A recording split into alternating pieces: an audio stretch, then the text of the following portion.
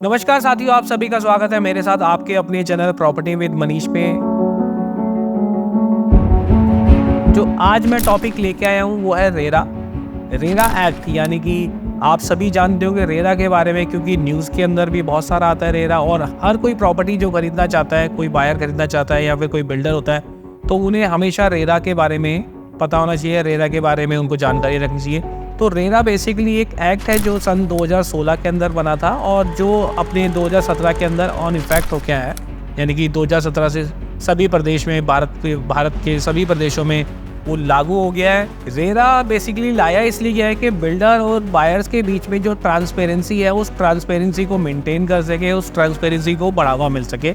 क्योंकि अक्सर हमने सुना करते थे कि बिल्डर अपनी मनमानी तो ज़रूर करता है लेकिन कस्टमर उसके बारे में कुछ कर नहीं पाता। तो इन्हीं सभी चीज़ का ध्यान रखते हुए ये एक एक्ट बना है। ये एक्ट बिल्कुल ऐसे ही है जैसे बैंक्स के ऊपर आरबीआई है, इंश्योरेंस के ऊपर सेबी है, यानी कि रियल एस्टेट के ऊपर जो एक एक्ट चाहिए होता था वो रेरा एक्ट है। रेरा एक्ट 2016 इसको बोला जाता है।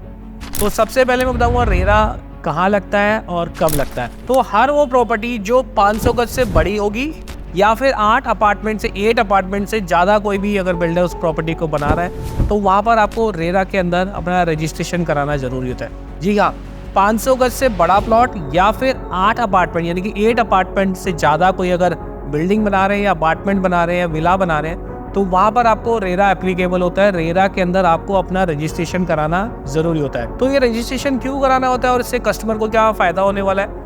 तो बेसिकली जैसा मैंने आपको पहले बताया था, एक ट्रांसपेरेंसी क्रिएट करता है बिटवीन बिल्डर्स एंड बायर्स, जहां पर आपको कुछ ऐसे पॉइंट्स के बारे में अवगत कराता है जिसमें सबसे पहले इसका रूल्स एंड रेगुलेशंस होते हैं। क्योंकि कोई भी प्रॉपर्टी जब किसी बिल्डर को बनानी होती है तो वहां पर उनको अपना रजिस्ट्रेशन कराना होता है। यानी कि रेरा के अंदर आपको बताना होता है कि मैं एक फला प्रॉपर्टी बना रहा हूँ जिसके अंदर मेरे कितने अपार्टमेंट्स आने वाले हैं, कितने फ्लैट्स आने वाले हैं या कितने प्लॉट्स में डेवलप करने वाला हूँ। और ये बेसिकली सबसे पहले एक रजिस्ट्रेशन नंबर मिलता है। बिल्डर्स का रजिस्ट्रेशन नंबर अलग होता है और जो प्रोजेक्ट बनता है तो प्रोजेक्ट का रजिस्ट्रेशन नंबर अलग होता है। तो ये दोनों नंबर अलग होते हैं। बिल्डर यानी कि एक बिल्डर कई सारे प्रोजेक्ट बना सकता है, लेकिन वो जो प्रोजेक्ट है वो प्रोजेक्ट एक ही होगा। तो किसी भी बिल्डर के कई सारे प्रोजेक्ट्स हो सकते हैं। जैसे एक एग्जांपल लेता हूँ मैं, गोदरेज कंपनी है। गोदरेज एक बिल्डर है, यानी कि गोदरेज जो रियल एस्टेट वर्टिकल है इनका। और गोदरेज के कई सारे बिल्डर्स हैं जो नोएडा में भी हैं, गुड़गांव के अंदर भी हैं, पुणे के अंदर भी हैं, मुंबई के अंदर भी हैं। तो वो डिफरेंट प्रोजेक्ट्स हो गए। तो कंपनी और ये प्रोजेक्ट्स के बारे में मैंने जैसे आपको बताया, तो इनके लिए हर किसी का रजिस्ट्रेशन लेना एक अनिवार्य होता है। और इस रजिस्ट्रेशन के साथ में उनको अपना कुछ डिस्क्लोजर्स देने होते हैं कि उन्होंने कितने अपार्टमेंट उसके अंदर बना रहे हैं, कितने यूनिट्स उसके अंदर बना रहे हैं और क्या क्या साइजेस रखने वाले हैं। तो ये सारा का सारा रजिस्ट्रेशन आपको रेरा के अंदर करना होता है। सेकंड, इसमें कुछ ऐसे डिस्क्लोजर्स होते हैं जो कंपलसरी डिस्क्लोजर्स होते हैं। जैसे आप जो भी प्रॉपर्टी बना रहे हैं, यानी कि जो भी फ्लैट्स बना रहे हैं, उस फ्लैट्स का कारपेट एरिया, उसकी स्पेसिफिकेशंस और उसके अंदर आप क्या क्या एमिनिटीज़ देने वाले हैं, वो सारा का सारा डिस्क्लोजर आपको रेरा के अंदर बताना होता है। वो सारी चीज़ें आपको रेरा के अंदर मेंशन करनी होती हैं। बिल्डर्स को अक्सर एक एस्क्रो अकाउंट खोलना आता है। उस एस्क्रो अकाउंट के अंदर 70% जो आपकी प्रॉपर्टी बेच के जो पैसा है, यानी कि प्रॉपर्टी का जो भी सेल्स करने के बाद जो भी पैसा होता है वो उस एस्क्रो अकाउंट के अंदर जाता है। और वो 70% जो मनी है, वो पैसे सिर्फ आपके, वो जो फंड्स हैं वो सिर्फ आपको कंस्ट्रक्शन के लिए, लैंड के लिए और जो डेवलपमेंट है उसी के लिए ही वो यूज़ किए जा सकते हैं।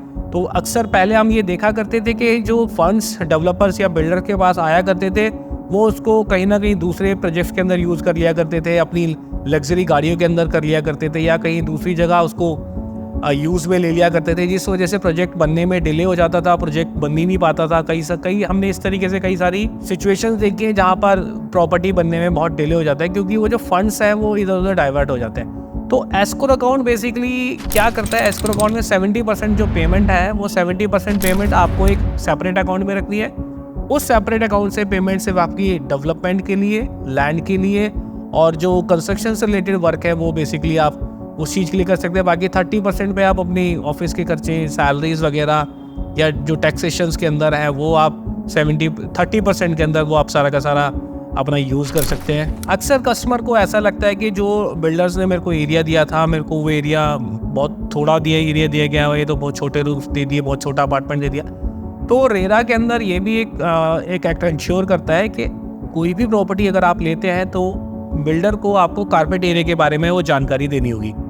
तो कारपेट एरिया बेसिकली वो एरिया होता है जिस एरिया के अंदर, यानी कि आप अपने फ्लैट के अंदर घुसने के बाद जिस जगह पर भी कारपेट बिछा सकते हैं, यानी कि एक एग्जांपल मैं आपको बता रहा हूँ, वो एरिया बहुत सिंपल भाषा में बोला जाता है कि कारपेट एरिया।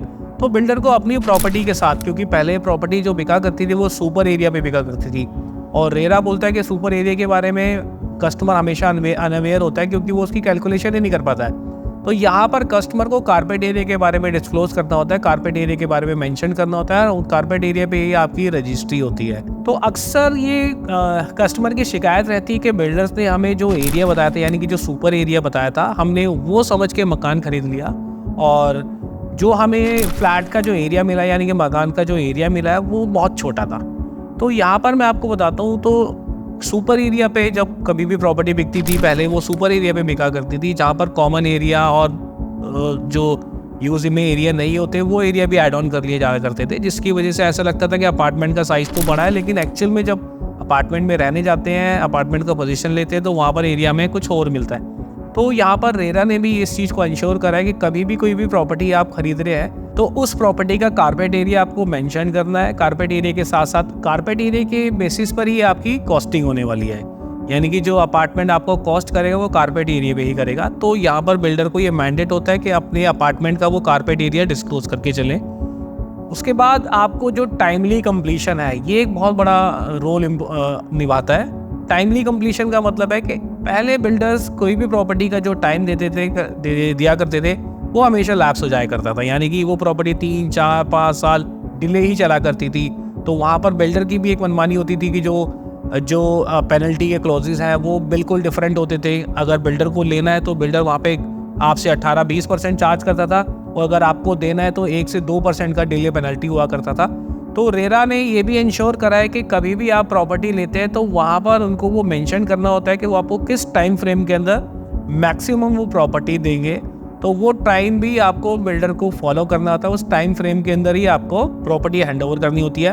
और इसमें जो डिले की जो पेनल्टी है वो सेम दी गई, यानी कि अगर कस्टमर किसी पेमेंट को देने में डिले करता है और तो उसकी पेनल्टी, प्लस अगर प्रोजेक्ट डिले होता है उसकी पेनल्टी ऑलमोस्ट सेम रहने वाली होती है।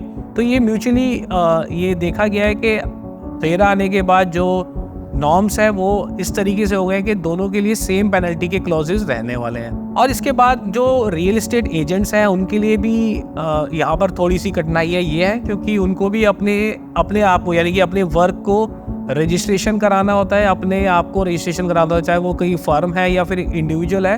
तो रेरा के अंदर उनको अपना पूरा का पूरा ब्यौरा देना होता है कि उनको किस नाम से वो काम कर रहे हैं, किस किस बिल्डर्स के साथ वो काम कर रहे हैं, और उसके लिए एक फ़ीस अमाउंट जाता है, जो फ़ीस अमाउंट भी उनको रेरा के अंदर देना होता है।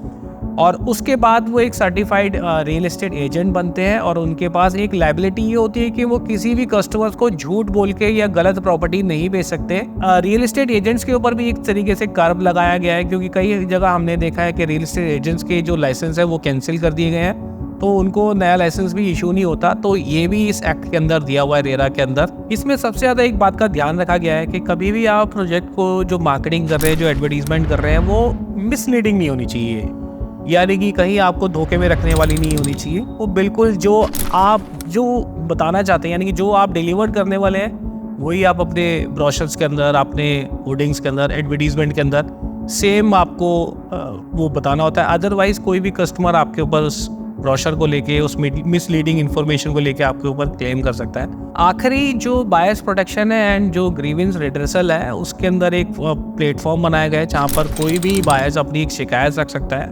और उस शिकायत का जो निवारण है, यानी कि शिकायत को जो रिजॉल्व करने का टाइम है वो मिनिमम रखा गया है। यानी कि हमने ज़्यादातर देखा गया है कि 1 महीने के अंदर ही बायर्स को उसका हक मिल जाता है, क्योंकि अगर बायर्स अपने एंड पर सही है और बिल्डर्स ने कहीं ना कहीं इसके साथ चीट करा है, कुछ फ्रॉड करा है, तो बायर्स को बहुत जल्दी, यानी कि रेरा के अंदर अपनी शिकायत करने का जो मौका है वो देने के बाद 1 महीने के अंदर वो कहीं ना कहीं उसका निवारण कर दिया जाता है। तो रेरा आने के बाद हमने ये देखा कि जो इस तरीके से जो डेवलपर्स थे, जो एक माइंड में थॉट रख के चलते थे कि देख लिया जाएगा, देख लेंगे क्या होगा, मेरा तो कहीं 2 रुपये खिलाने होंगे या किसी को कुछ घूस देनी होगी तो मैं बच जाऊंगा। तो लेकिन रेरा आने के बाद हमने इस तरीके से देखा है कि कोई भी बिल्डर एक्ट के बाहर नहीं जा सकता।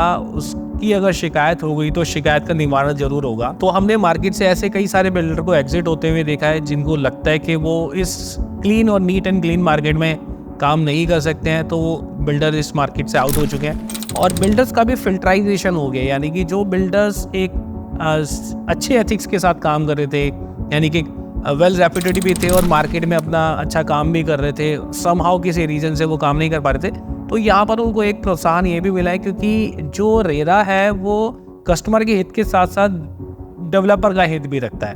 क्योंकि हमने अक्सर ये देखा है जब कस्टमर कोई प्रॉपर्टी बाय कर लेता है तो पेमेंट देने में डिले करता है या डिफर करता है, या उन्हें लगता है कि ठीक है कि नॉमिनल सी पेनल्टी दे के मैं पेमेंट को डिफ़र कर लेता हूँ, अभी पेमेंट नहीं देता हूँ। तो यहाँ पर अगर देखा जाए तो बिल्डर्स को भी हमेशा पेमेंट की रिक्वायरमेंट होती है, क्योंकि जब तक पेमेंट नहीं आएगी प्रॉपर्टी नहीं बनेगी, अननेसेसरी प्रॉपर्टी का डिले होगा। तो यहाँ पर रेरा ने भी बिल्डर्स को एक अपर हैंड ये दिया है कि आप अगर बार रिमाइंडर देते हैं किसी कस्टमर को, रिमाइंडर के बाद अगर वो नई प्रॉपर्टी की पेमेंट करते हैं तो आपके पास राइट है, आप उस प्रॉपर्टी को कैंसिल भी कर सकते हैं और जो उनके पैसे आए हुए हैं वो कुछ अमाउंट डिडक्ट करके आप उनको रिफ़ंड भी कर सकते हैं। तो ये जैसे मैंने बताया था वाइसा वर्सा है, जो बिल्डर और बायर के बीच में एक ट्रांसपेरेंसी क्रिएट करता है। तो यहाँ पर दोनों के लिए एक अपर एज रहता है, तो इसी वजह से बिल्डर्स भी बहुत ज़्यादा फिल्टर हो गए यहाँ पर और कस्टमर को भी बहुत सारा यहाँ पर प्रोटेक्शन मिलता है। जो रेरा के अंदर कई सारे एक्ट्स, कई सारे नॉर्म्स जो बनाए गए हैं, तो इन सारी चीज़ों को ध्यान में रखते हुए ये एक प्रोटेक्शन बना है जो रेरा एक्ट 2016 है, और जिसके आने के बाद मार्केट में काफ़ी सुधार आया है।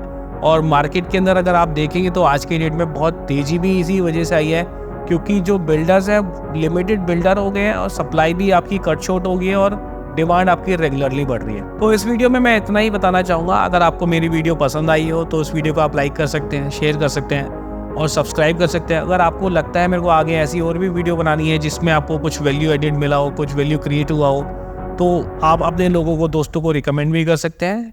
तो अभी तक के लिए इस वीडियो के लिए इतना ही, धन्यवाद।